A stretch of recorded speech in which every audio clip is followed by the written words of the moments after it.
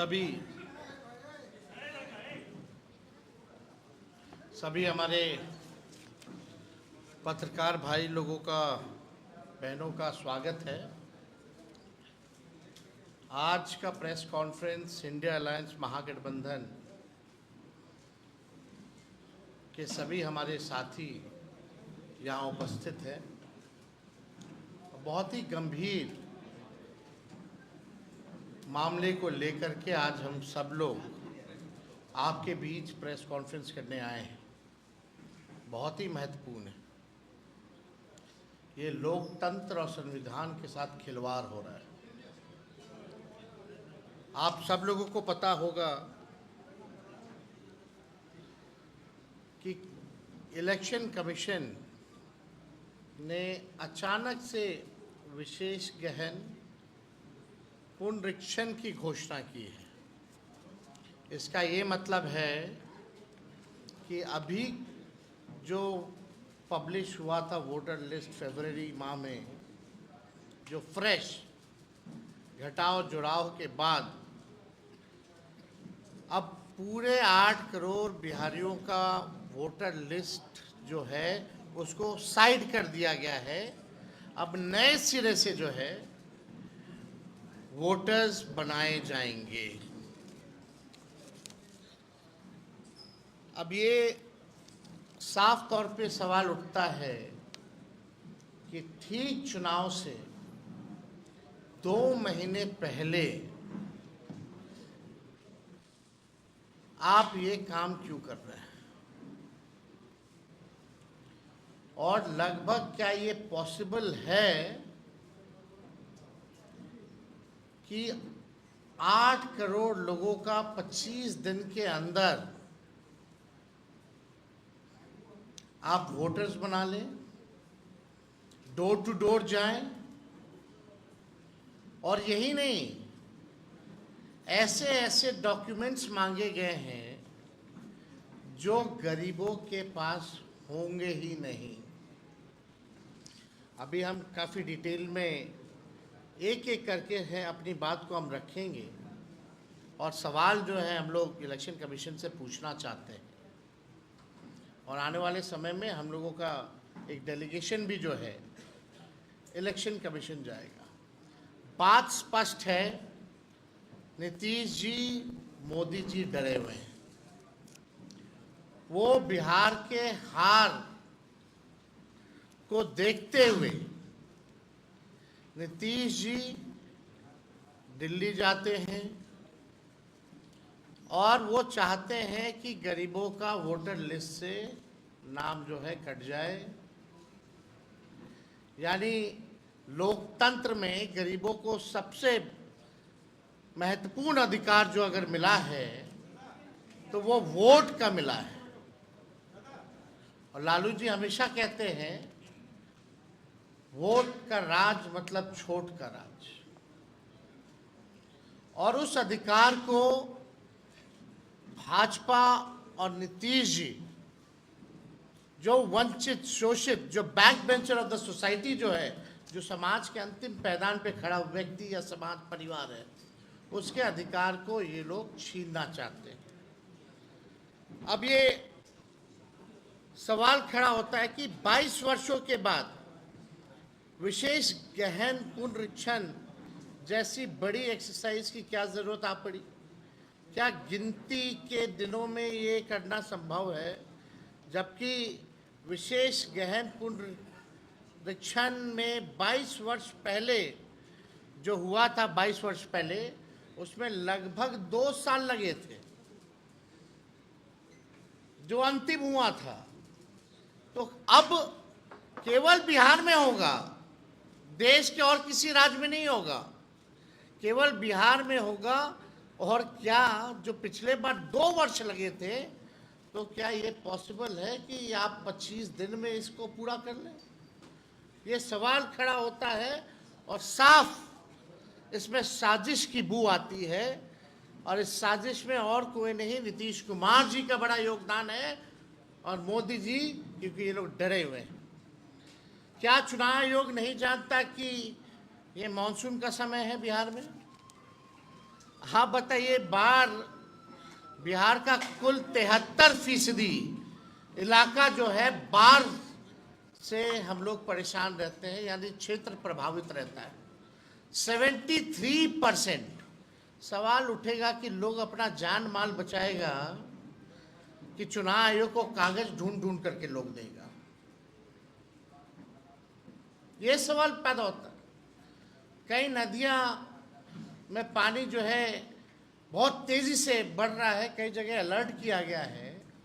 और इस मानसून के समय क्या लोगों के पास इतना समय है कि चुनाव आयोग को अपना कागज देगा? तीसरा बहुत महत्वपूर्ण बात है, लगभग आज से ये कार्य जो है शुरू कर दिया गया है। 90% से अधिक डीईओ ईआरओ हैं, उनके पास 2003 का मतदाता सूची भी उपलब्ध नहीं होगा, जिसके आधार पर वो ये कार्य करेंगे। यानी अभी तक उन लोगों को वो मतदाता सूची जो है उपलब्ध भी नहीं कराया गया है और काम जो है शुरू करा दिया गया है। मैं दावे के साथ कहता हूं और कह रहा हूं कि इन लोगों को कोई उपलब्ध मतदाता सूची नहीं कराई गई है। संविधान और लोकतंत्र विरोधी भाजपा और उसकी सहयोगी दल जनता दल यूनाइटेड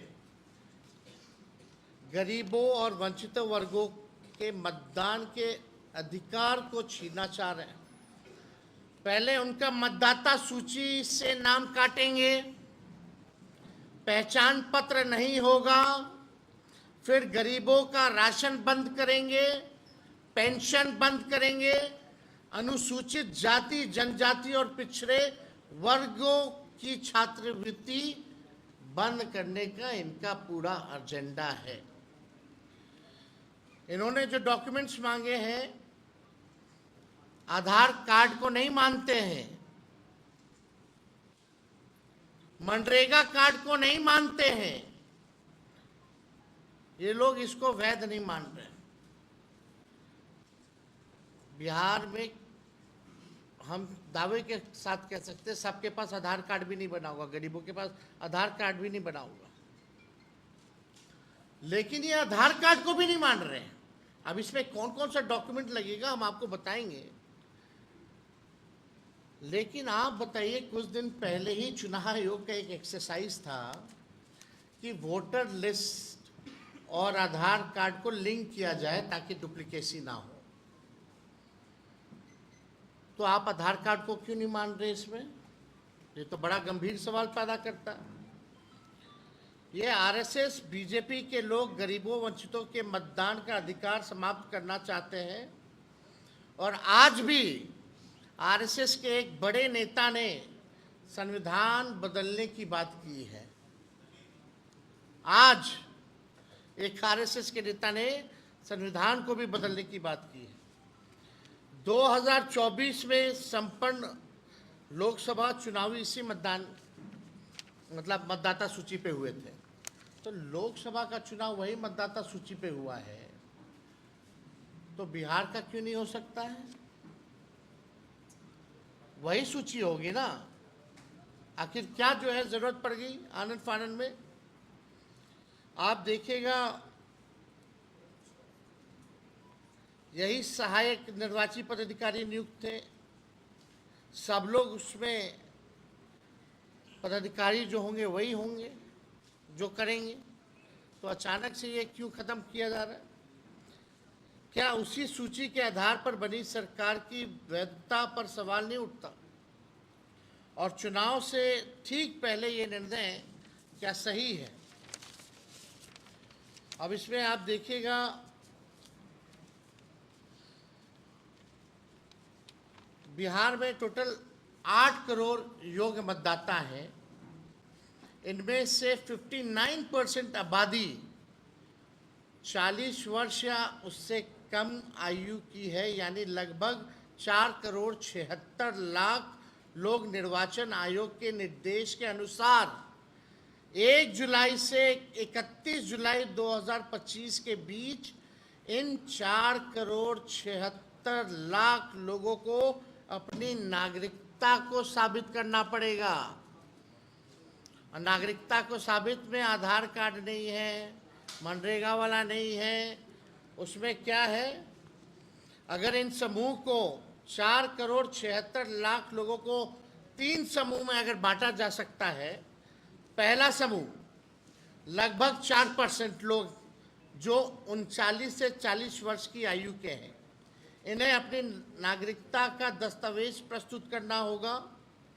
दूसरा समूह लगभग 85% लोग जो 20 से 38 वर्ष के उम्र के हैं, यानी 4 करोड़ से अधिक लोग, इन्हें अपने पिता या माता का नागरिकता साबित करना पड़ेगा, दस्तावेज प्रस्तुत करना पड़ेगा, यानी माता पिता का बर्थ सर्टिफिकेट भी आपको ला करके देना पड़ेगा, तब जाकर के आप वोटर बनिएगा। तीनों समूह का रिपीट कर दें। पहला समूह देखो भाई, 4,76,00,000 लोगों को 3 समूह में बांटा जा सकता है। यानी पहला समूह लगभग 4% लोग जो 39 से 40 वर्ष की आयु के हैं, इन्हें अपनी नागरिकता के दस्तावेज प्रस्तुत करने हैं। दूसरा समूह लगभग 85% लोग जो 20 से 38 वर्ष के उम्र के हैं, यानी 4 करोड़ से अधिक, इन्हें अपने माता पिता की नागरिकता को साबित करना पड़ेगा।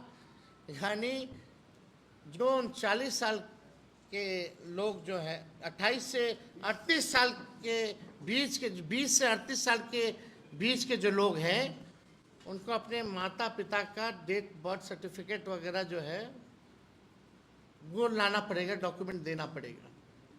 कितने गांव देहात में आपके माता पिता का, कितना लोगों का सर्टिफिकेट बना है, ज़रा बता दीजिए।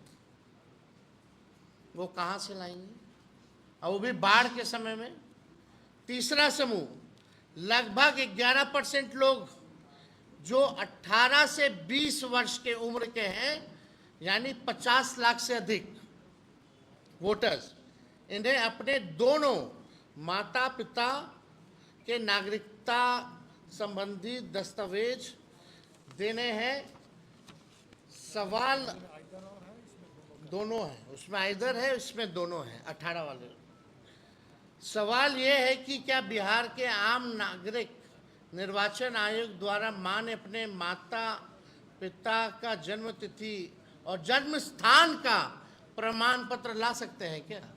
जो हम सवाल पहले पूछ रहे हैं। निर्वाचन आयोग द्वारा मान्य 11 दस्तावेजों में से 3 अपेक्षाकृत अधिक आम है: जन्म प्रमाण पत्र, मैट्रिकुलेशन प्रमाण पत्र और जातीय प्रमाण पत्र। अब आइए, जन्म प्रमाण पत्र, एक इंटरेस्टिंग डेटा हम देते हैं। ये भारत सरकार का NFHS 3 का सर्वे है के अनुसार 2001 से 25 में जन्मे बच्चों में केवल 2.8% के पास जन्म प्रमाण पत्र था। ये अभी का है, उनसे पहले हमारे माता पिता का तो छोड़ दीजिए, कितना परसेंट होगा कि नहीं होगा। ये तो 2001 से 25 का भारत सरकार का आंकड़ा है। जो 2001 के बाद जो जन्मे अभी 25 तक का मात्र केवल 2.8% है बर्थ सर्टिफिकेट। तो आप बिहारी का बता रहे हैं, ये बिहार का ही डेटा हम दे रहे हैं स्पेसिफिकली। मैट्रिक प्रमाण पत्र का देखिए, NFHS 2 के अनुसार आज 40 से 60 वर्ष के पुरुषों में से केवल 10 से 13% ने हाई स्कूल की पढ़ाई पूरी की है। और जो हाई स्कूल का पढ़ाई अगर पूरी नहीं किया, उसका क्या, वो कहाँ से लाएगा, क्या देगा? अब जातीय प्रमाण पत्र पे आइए। इंडिया ह्यूमन डेवलपमेंट सर्वे 2011-12 का के अनुसार अनुसूचित जातियों के लगभग 20% और अन्य पिछड़ा वर्ग लगभग 25% लोगों के पास जातीय प्रमाण पत्र था।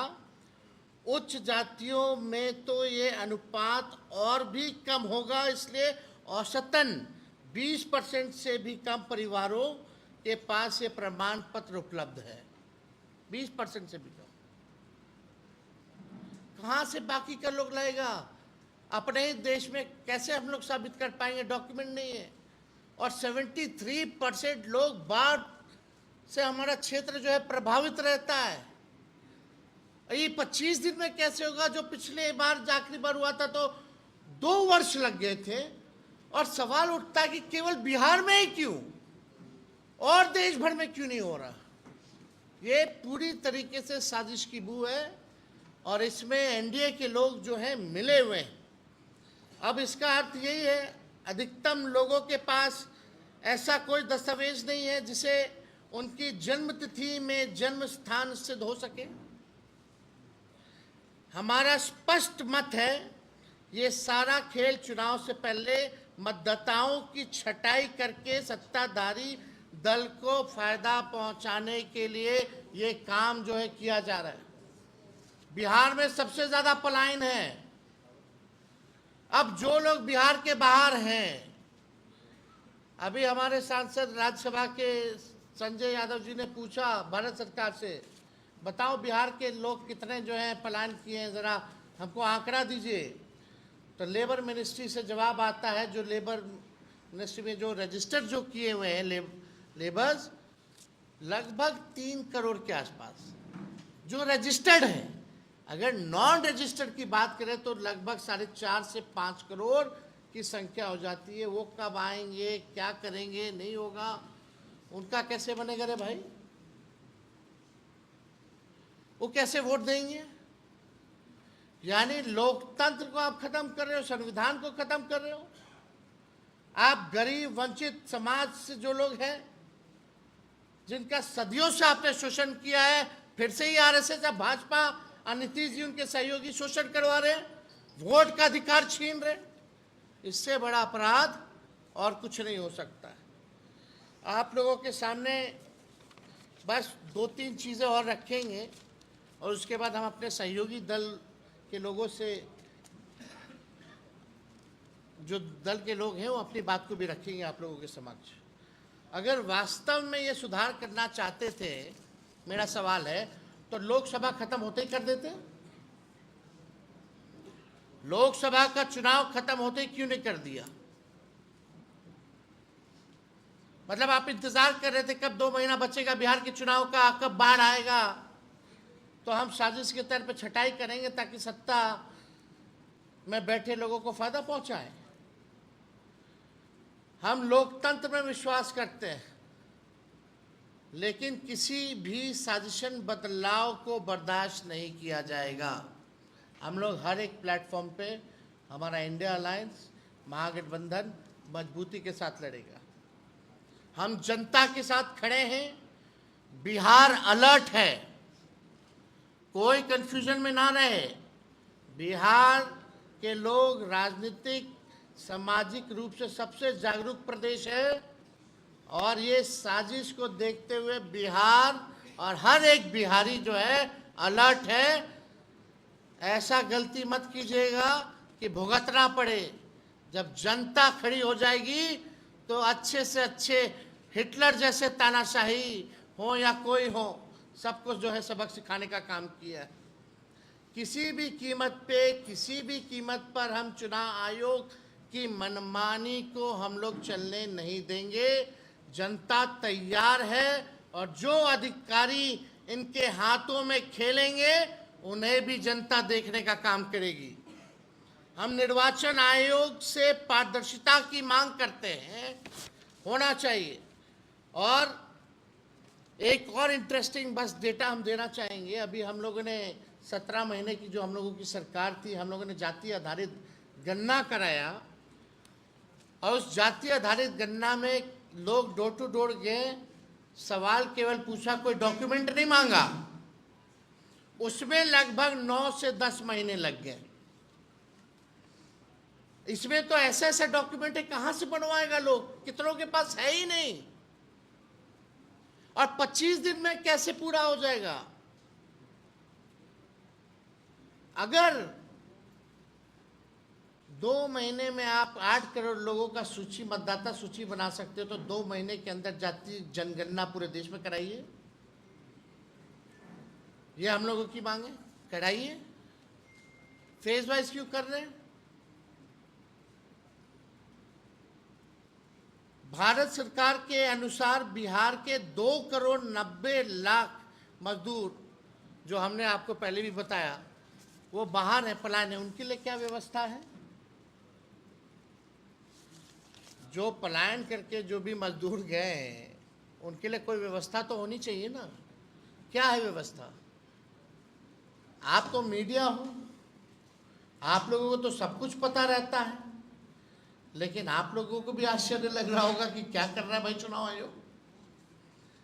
ये तो मजाक उड़ा रहे हैं, संविधान का मजाक उड़ा रहे हैं, लोकतंत्र का मजाक उड़ा रहे हैं, गरीब बिहार के मतदाताओं का मजाक उड़ा रहे हैं, उनका हक अधिकार छीना जा रहा है। ये बहुत गंभीर मसला है, इसलिए इस साजिश को हम लोग सहन नहीं करेंगे। और पूरा बिहार और बिहारी अलर्ट है, और हम चाहेंगे कि कांग्रेस के प्रदेश अध्यक्ष जो हैं अपनी बात को रखें। Thank you. हेलो, बहुत धन्यवाद तेजस्वी जी। मंच पर विराजमान आदरणीय दीपांकर भट्टाचार्य जी और मंचासीन हमारे इंडिया गठबंधन के तमाम अलायंस पार्टनर, मैं सबका अभिनंदन करता हूं, स्वागत करता हूं। यहाँ उपस्थित सभी इलेक्ट्रॉनिक्स मीडिया, प्रिंट मीडिया के साथियों को भी अभिनंदन करता हूं। जैसा कि विस्तार से हमारे तेजस्वी यादव जी ने आपको बातें कही, इसमें और इन मुद्दे को आगे बढ़ाते हुए भारतीय राष्ट्रीय कांग्रेस की तरफ से मैं 2-3 बातें आपके सामने रखूंगा। पहली तो ये बात है कि ये समझने की आवश्यकता ये है कि क्या ये चुनाव के समय मात्र 2 महीना रह गए हैं और लीगल तरीका से, जैसा कि महाराष्ट्र में अनलीगल तरीके से वोटर लिस्ट में ऐड किए गए थे और महाराष्ट्र के चुनाव अनलीगल तरीके से वोटरों को ऐड कर करके और पूरी वोट को प्रभावित किया, और उसी वोट के बदौलत महाराष्ट्र में एनडीए सरकार अपनी बनी।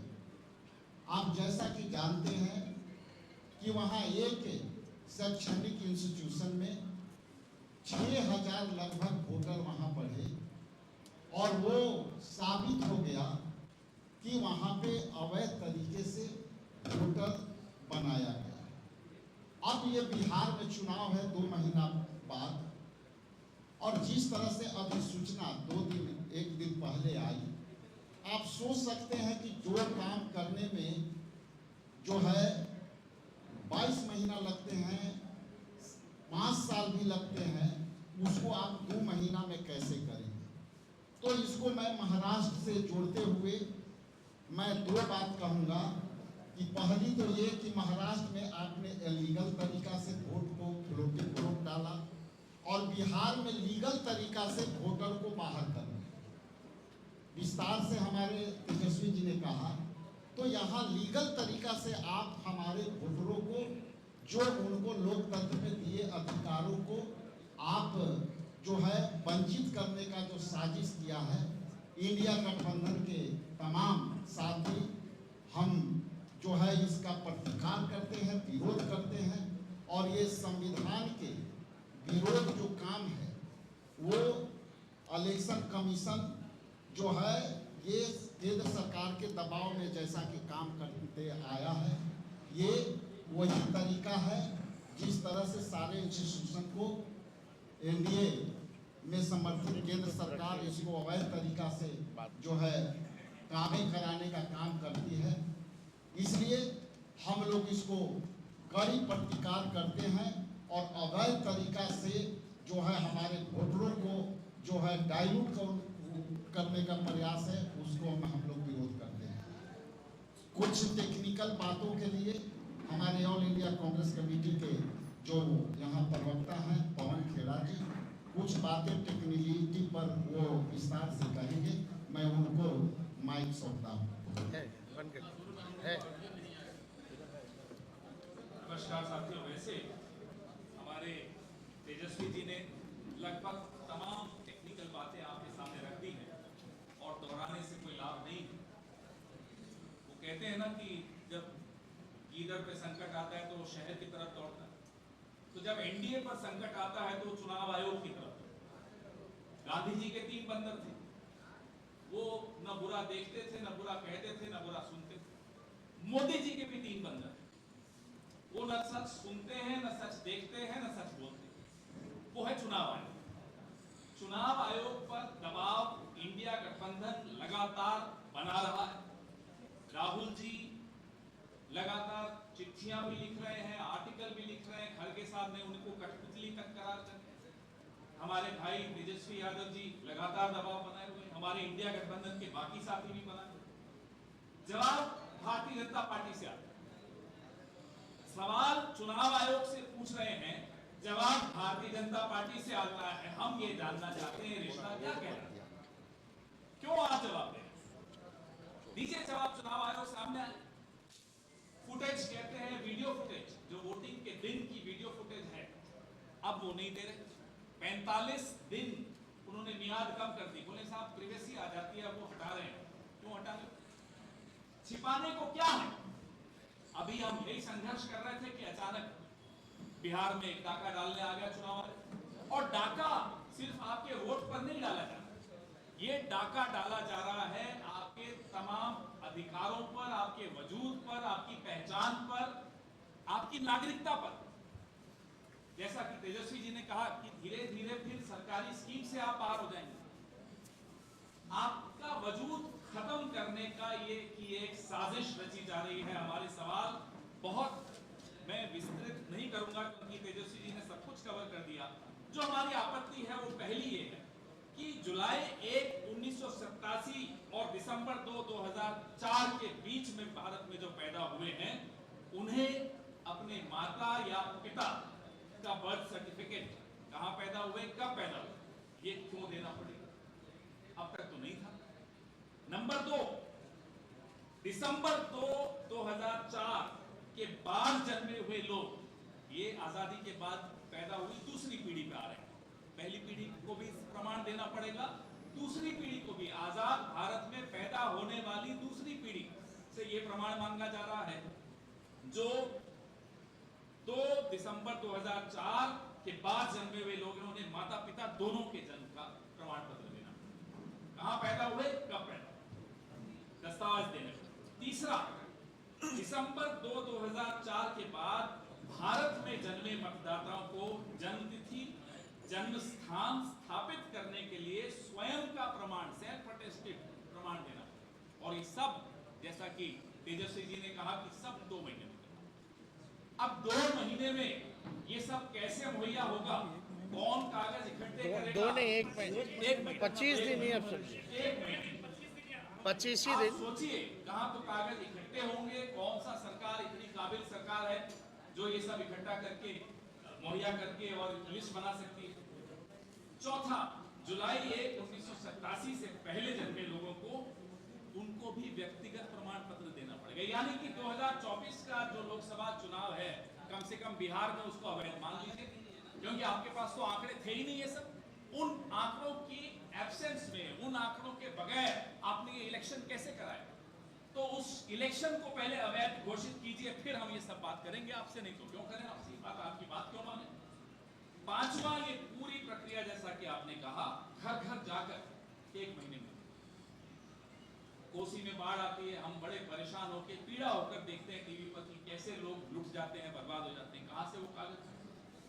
तो ये सारे सवाल हमारे इंडिया गठबंधन के, जो तेजस्वी जी ने आपके सामने रखे, जो हम सब ने आपके सामने रखे, हमारे प्रदेश अध्यक्ष ने आपके सामने रखे।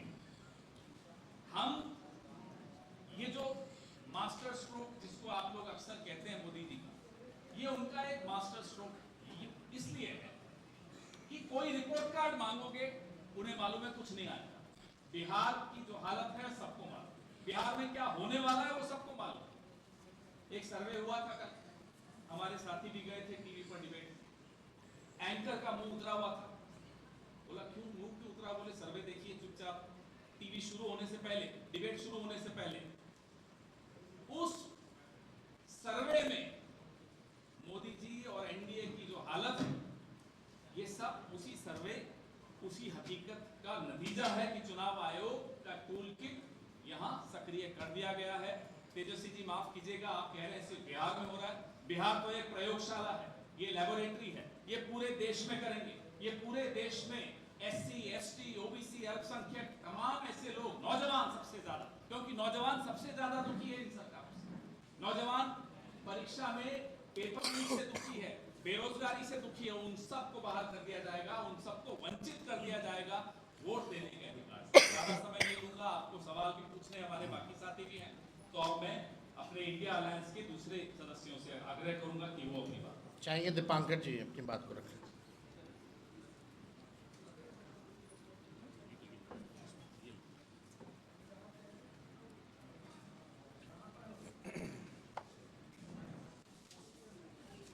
जो पहला सवाल खड़ा होता है, अचानक चुनाव आयोग ने घोषणा की, जो हम समझना चाहेंगे चुनाव आयोग से कि क्या चुनाव आयोग के दिमाग में पहले से ये बात थी कि बिहार के चुनाव से पहले पूरे सघन पुनरीक्षण के नाम पर 80 करोड़ 8 करोड़ मतदाता उनके एक एक की जांच करेंगे, एक एक का पूरा जन्म प्रमाण पत्र लेंगे। अगर पहले से चुनाव आयोग की प्लानिंग में ये बात थी, तब दिल्ली में जो तमाम पार्टी के लोगों को बुला करके वर्कशॉप किया गया, तो सबसे बड़ा सवाल तो यही था। चुनाव की तैयारी के लिए सबसे बड़ा कार्यक्रम यही है, तो इसके बारे में एक बार कुछ कहा भी नहीं गया। पटना में मीटिंग बुलाई गई, कोई बात नहीं हुई। और अगर ये पहले से प्लानिंग था और उसको छुपा के रखा गया था, तो ये बेहद आपत्तिजनक है। और अगर ये कोई आफ्टर थॉट है, अचानक चुनाव आयोग के दिमाग में ये बात आई कि बिहार के चुनाव से पहले ये कर लिया जाए, इसका कारण क्या है? 1952 से हिंदुस्तान में चुनाव हो रहे हैं, 75 साल, और सैकड़ों चुनाव हो चुके हैं, और बिहार को प्रयोगशाला क्या, मैं तो कह रहा हूँ, गिनी पिग बनाया जा रहा है, बिल्कुल गिनी पिग बनाया जा रहा है। तो बिहार के, हमें लगता है कि ये किसी पार्टी का सवाल नहीं है, हर नागरिक का सवाल है। हर नागरिक का ये सवाल उठना चाहिए कि भाई इसका मतलब क्या है। इसकी अगर हम तुलना करें, पैरेलल ड्रॉ करें, तो नोटबंदी, अब इसको कह सकते हैं कि वोटर बंदी, वो डीमोनेटाइजेशन था, ये डी वोटराइजेशन है। नोटबंदी में आपने 500 और 1000 के लोग बर्बाद किया एक समय। इसमें आप कह रहे हैं कि तमाम मतदाता, इस समय मतदाता सूची का कोई मतलब नहीं है, नए सिरे से मतदाता सूची बनी है। चुनाव तो वो होता है जिसमें मतदाता सरकार का चुनाव करती है। अब लग रहा है कि मतदाता का पहले चुनाव किया जाएगा। आप मतदाता होने लायक है कि नहीं है, ये मतदाता को चुनने का काम ये चुनाव आयोग को किसने दिया? चुनाव आयोग को तो काम ये है कि भाई चुनाव आयोग हिंदुस्तान में हर जो 18 साल से ऊपर वाला कोई छूटे नहीं, ये देखना चुनाव आयोग का काम है कि कोई मतदाता छूटे नहीं। और उसके बाद जब चुनाव हो, साफ सुथरा हो, सब लोग वोट डाल सके और एक एक वोट की सही ढंग से गिनती हो, ये तो काम है चुनाव आयोग का। ये मतदाता चुनने का काम मतदाता को साबित करना होगा। इस देश में आज तक कभी हुआ है कि मतदाता को साबित करना होगा कि हम इस देश में पैदा हुए हैं और करना है हमें? और ये जो आंकड़े मांगे जा रहे हैं, जो सबूत मांगे जा रहे हैं, बर्थ सर्टिफिकेट, तो इस देश में जन्म और मौत का पंजीकरण का कानून है। ये जिम्मेदारी किसकी है? जनता सहयोग करती है, ये तो सरकार का काम है। अगर आपको लगा कि हिंदुस्तान में सारे बर्थ को हम रिकॉर्ड कर लेंगे, अभी तक नहीं हुआ है, इतना बड़ा डेफिसिट है, कर लेते देश में कोई एक विशेष योजना लागू करते कि भाई हम घर घर जा करके सबके बर्थ सर्टिफिकेट, बर्थ रिकॉर्ड उसको दुरुस्त करेंगे, कहाँ पैदा हुए, कब पैदा हुए, सारे रिकॉर्ड हम दुरुस्त करेंगे देश में। अगर ये सरकार का है तो उसका चुनाव से कोई लेना देना नहीं है। अगर बर्थ एंड डेथ के रजिस्ट्रेशन स्टेटिस्टिकल कोई एक तरह का रैशनलाइजेशन करना चाहते हैं, अपडेटिंग करना चाहते हैं, ये अगर स्टेटिस्टिकल अपडेटिंग का सवाल है तो उसको चुनाव से क्यों जोड़ा जा रहा है? तो हमें तो लगता है कि बिल्कुल बात साफ है कि 1 महीने के अंदर ये सवाल ही नहीं पैदा होता। ये चुनाव आयोग को मालूम है। It's a logistical nightmare, logically completely absurd. तो इतने एब्सर्ड बात, तो क्या लग रहा है कि बिहार में हम कुछ भी बात कर देंगे, कोई कुछ बोलेगा नहीं? कोई भी एब्सर्ड बात कर दो, ऐसा प्रयोग बिहार के साथ करो जिसमें पूरे बिहार के मतदाताओं के लिए, बिहार तो वो प्रदेश है जहां लड़ करके लोगों ने जान की बाजी लगा करके वोट डालना शुरू किया। बिहार के गरीबों ने, हमारी पार्टी उसी आंदोलन से आगे आई है जहां गरीबों के वोट डालने का अधिकार नहीं था। बूथ कब्जा के खिलाफ लड़ करके एक एक वोट, तो एक एक वोट, उसके पीछे कितना बड़ा संघर्ष रहा है। संविधान में तेजस्वी जी ने बिल्कुल सही कहा, संविधान के 75 साल पूरे हो रहे हैं और बाबा साहब ने तो बल्कि ये भी उनकी चिंता थी, ये जो 1 वोट 1 वैल्यू इतना ही हम कर पाए संविधान में। उनकी तो चिंता ये थी कि देश में अगर सामाजिक आर्थिक गैर बराबरी बढ़ेगी तो वोट की बराबरी का कोई खास मतलब नहीं रह जाएगा। लेकिन आज आप वोटर लिस्ट से भी लोगों को बाहर कर देना चाहते हैं। वो सबसे जो बुनियादी अधिकार संविधान ने हमें दिया, एक वोट डालने का और दलितों गरीबों के लिए, पिछड़ों के लिए, आदिवासियों के लिए आरक्षण का अधिकार, ये दोनों बुनियादी अधिकार आप लगातार खत्म कर रहे हैं, छीन रहे हैं। और बेहद हमें लगा कि आपातकाल के 50 साल पूरे हुए, इन लोगों ने एक नाम दे दिया आपातकाल को मनाने के लिए, संविधान हत्या दिवस। और शायद चुनाव आयोग को लगा कि हमें भी आपातकाल मनाना चाहिए। और इससे बड़ा संविधान हत्या का काम क्या हो सकता है कि चुनाव से पहले ये वोट डालने के जब अधिकार है, बुनियादी अधिकार, उसको ही कटघरे में खड़ा कर दिया जाए, उसको खतरे में डाल दिया जाए। तो मैं तो समझता हूं कि संविधान हत्या का सबसे बड़ा कदम इस देश में अगर आज तक कभी उठा है, वो इस चुनाव में, इस चुनाव आयोग के जरिए ये उठाया जा रहा है। तो बेहद आपत्तिजनक है, बेहद चिंताजनक है। हमने पहले ही चुनाव आयोग को लिख के दिया, हम सब लोग मिल करके भी लिख के देंगे, मिलेंगे और हर मोर्चे पर बिल्कुल लड़ाई होगी।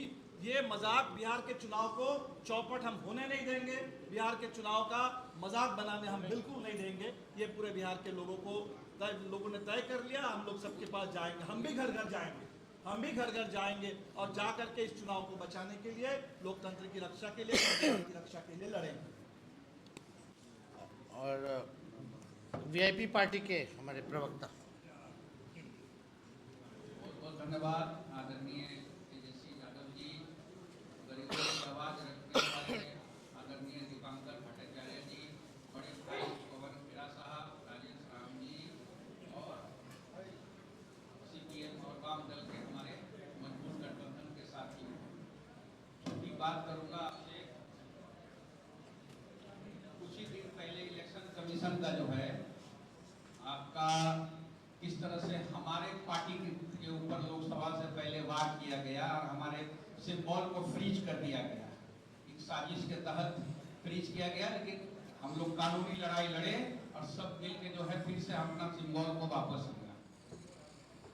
ये जो कानून जो लाया जा रहा है इलेक्शन कमीशन की तरफ से, जो है इलेक्शन कमीशन का जो है जिस तरह से डमी होके भाजपा के कहने पे नाच रही है इलेक्शन कमीशन ऑफ इंडिया, जो है ये सिंपल बात है कि ये बैकडोर का एनआरसी है। एक एनआरसी को लाने का एक बैकडोर, जो एनआरसी जो हल्ला हो रहा था उसका एक बैकडोर का एनआरसी है। युवा वोटर, एससी एसटी जितने भी लोग हैं उसको वोट देने में किस तरह से रोका जाए, उसका भी एक साजिश है। जो अम्बेडकर साहब के विचारधारा के लोग हैं उसको किस तरह से रोका जाए, उसका है। और छोटी सी बात और कहूँगा, कागज का फेरा लगाकर वोट नहीं देना है और किसी तरह से रोकना है, क्योंकि जान चुके हैं कि बिहार की जंग जो है ये हार चुके हैं। इलेक्शन कमीशन बारात खड़ी करके दुल्हन ढूंढ रहा है। तो छोटी बात यही है और बड़े नेता लोग भी हैं यहाँ पे, हम आगे समय की कमी है, हम उनको देना चाहते हैं। चाहिए सीपीआई से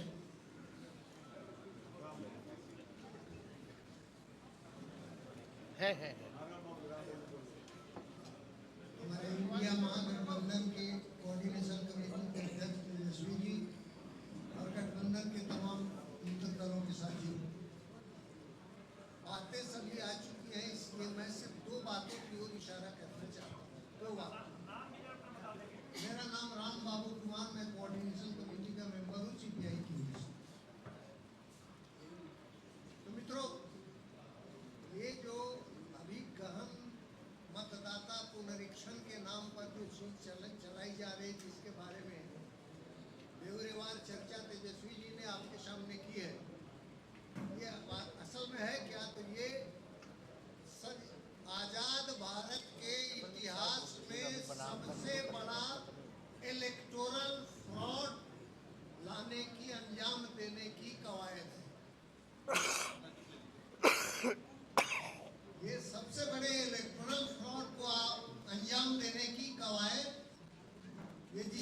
भारत का चुनाव आयोग कहते हैं। मैं कहता हूं कि ये भारत का नहीं, ये नरेंद्र मोदी का जो चुनाव आयोग है उसके तरफ से ये सबसे बड़ी फ्रॉड की कवायद की जा रही है।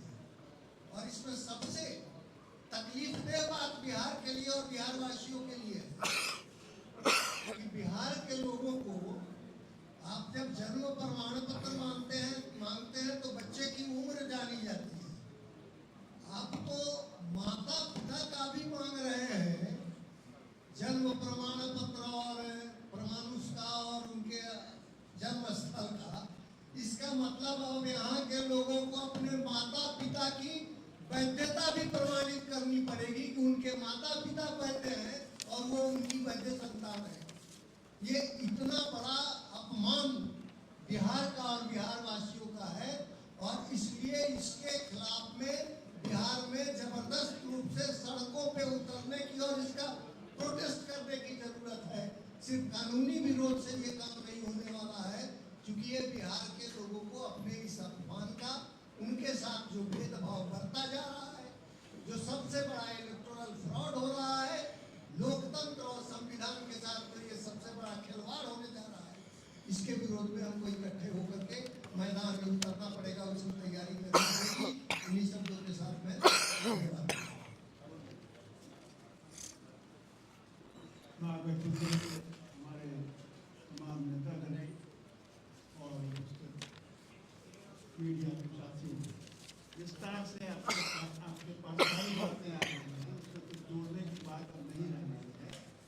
पिछले 11 साल जो मोदी की सरकार है, इसने जिस तरह से संवैधानिक संस्थाओं को पूरी तरह से उसका अपहरण कर दिया, वहाँ पर आरएसएस में प्रशिक्षित लोग आज इसको मैन कर रहे हैं और उनका जो एजेंडा है उस एजेंडा को, और एजेंडा सब लोगों से छिपा हुआ नहीं, वो एजेंडा है उनका जो गोलवलकर जी ने और सावरकर जी ने उनको बतला के कहा है, उस एजेंडा को लागू करना है, मनुस्मृति को लागू करना है। तो उसमें फिर ये आदिवासियों को, दलितों को, इन लोगों को वोट का अधिकार ही रह जाएगा, तो उनके सपने का भारत कैसे बने। इसलिए वो अपने सपने का भारत बनाने के लिए बड़े पैमाने पर आम लोगों के जो वैधानिक अधिकार, संवैधानिक अधिकार हैं, जिसके जरिए हम सरकारें चुनते हैं, उस अधिकार से उनको वंचित किया जाए। और ये साजिश है। और बिहार में ये बात बगैर जो पॉलिटिकल पार्टीज हैं उसके सहमति के बगैर आपने घोषणा कर दी कि आप ये करने जा रहे हैं, और इस 1 महीने में 25 दिन में आप इस काम को पूरा करने जा रहे हैं। ये इतना बड़ा फ्रॉड है। हम तमाम लोग जो इस देश में जो कॉन्स्टिट्यूशनल फ्रेमवर्क है, उसका जो धर्मनिरपेक्ष जनतांत्रिक चरित्र है, उसकी हिफाजत के लिए सड़कों पर जाएंगे, संघर्ष करेंगे और ये काम नहीं होने देंगे। इनको इतिहास से सबक लेने की जरूरत है। अगर सबक नहीं लेंगे तो इनको भुगतना पड़ेगा। धन्यवाद। बहुत बहुत धन्यवाद। कोई सवाल है तो पूछ सकते हैं, एक एक करके इनके पीछे। हाँ, एक मिनट।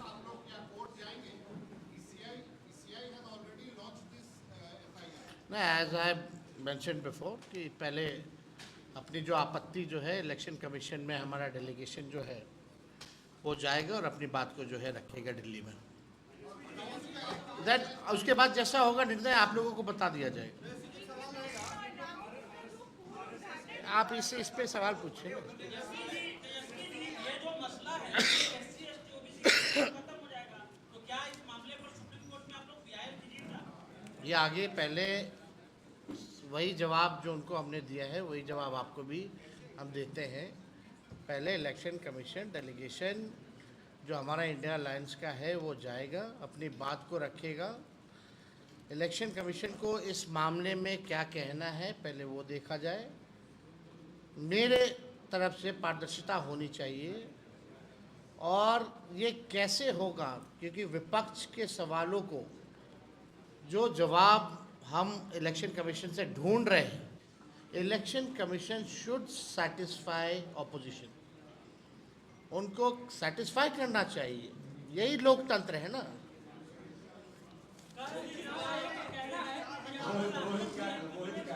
रोहित, आरएसएस के नेता ने संविधान में समीक्षा की बात कही है, सेकुलर वर्ड बताया जाए या फिर सोशलिस्ट वर्ड को क्या कहेंगे? अब हम तो यही देखिए, ये आरएसएस और भाजपा वाला बड़ा भारी, ये लोग चाहता कहाँ है संविधान रहे इस देश में। ये तो आरएसएस के लोग अपना एजेंडा चलाना चाहते हैं। अब लोकतंत्र कहाँ बचेगा जब वोटिंग का ही राइट अगर आप छीनने लगे, तो लोकतंत्र ही खत्म है। प्रधानमंत्री जी विदेश जाते हैं, बोलते हैं कि हमारा डेमोक्रेसी के बारे में बात करते हैं। इसके बारे में जरा बात करेंगे कि प्रधानमंत्री मजाक उड़ाएंगे लोग देश का। ये क्या हो रहा है? 25 दिन में 8 करोड़ लोग का, वो भी ऐसा डॉक्यूमेंट। ये बात मेरी तेजस्वी की नहीं, हम तो जितने प्रिंट मीडिया हैं, हमसे जो गलती हो मत छापना, मेरी बात को मत छापना, लेकिन जो हकीकत है उसको जरूर आप लोग छापिएगा। ये आपके बारे में बात है, हमारे बारे में बात है, ये बिहार के हर एक लोगों के बारे में बात है कि आप फिर से आप जो है नया लिस्ट बनाइएगा वोटर का। क्या ये पॉसिबल है मॉनसून के समय, बाढ़ के समय, जब 73% क्षेत्र हमारा बाढ़ से प्रभावित रहता है? तो ये पूरी तरीके से आप देखिएगा, ये होश बोले हैं। हाँ, होश बोले।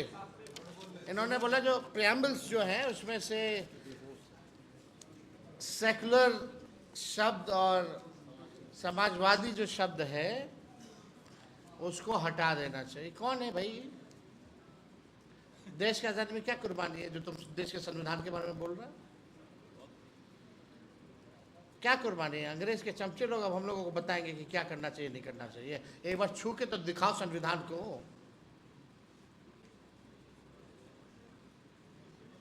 संविधान के अनुच्छेद 326 और प्रतिनिधित्व अधिनियम 1950 का ही हवाला दिया जा रहा है चुनाव आयोग के द्वारा इस पूरी प्रक्रिया को लेकर के। सवाल यह है कि केवल समय सीमा को लेकर के आप लोग सवाल उठा रहे हैं, इस पूरी प्रक्रिया। आपको हमने डेटा बताया ना, कितना लोग के पास कितना कागज है। वो भारत सरकार का ही सर्वे है। जिसके पास नहीं है वो कहाँ से लाएगा? हम तो कहे ना भाई कि लोकसभा के बाद ही करवाते हैं आप। ये 2 महीना इंतजार क्या करना था अचानक से? वो भी ठीक कहा दीपांकर जी ने। अभी सब ऑल पार्टी के लोगों को बुलाया गया था दिल्ली, वहाँ ट्रेनिंग दी गई थी। कार्यक्रम क्या होगा नहीं होगा उसमें इसका क्यों नहीं जिक्र किया गया? ये अचानक से ऑल ऑफ सडन, यानी कहीं से इलेक्शन कमीशन में फोन गया है भैया। हमारे बिहार के मुख्यमंत्री भागे हैं दिल्ली, हम हार रहे हैं, बचाइए, इज्जत बचाइए।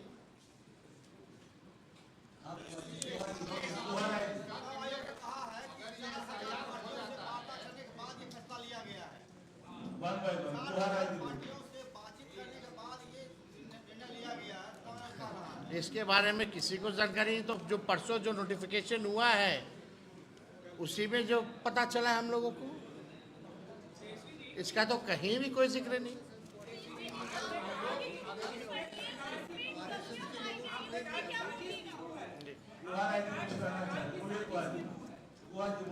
सरकार की साजिश की फिर आप इलेक्शन कमीशन जाइएगा, वोट नहीं जाइएगा, तो भरोसा है इलेक्शन कमीशन? अरे पहले इलेक्शन कमीशन में हम अपनी बात को रखेंगे।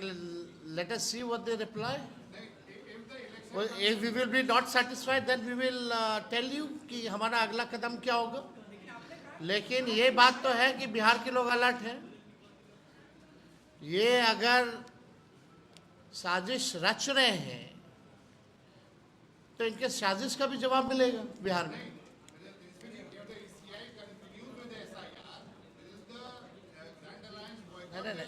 नहीं, आप बस हमारे कदम के बारे में पूछिएगा क्या है। हम बोले कि हम लोग पहले एक बार अपनी बात को रखेंगे, फिर अपने कदम को बताएंगे। बट क्या आपको नहीं लगता ये चिंताजनक है? आप अपने माता पिता का बर्थ सर्टिफिकेट ले आइएगा, मैट्रिक का पेपर ले आइएगा, कहाँ से लाइएगा? ये तो जेन्युइन सवाल है ना।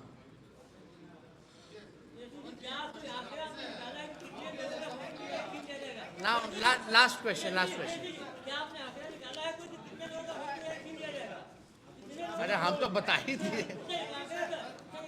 आंकड़ा तो साफ है क्या? एक मिनट, गांधी जी के 3 मंत्र आपने बताया, one is election commission, what about 2 others and उनकी आइडेंटिटी क्या है? They are the election commissioners, 3 election commission. और बाकी भी है, ये डबल इंजन नहीं है, 4-5 इंजन डब्बे हैं पीछे, ईडी है, एक सीबीआई है, इनकम टैक्स है, इलेक्शन कमीशन है, तो ये 6 डब्बों की चल रही है सरकार। Thank you.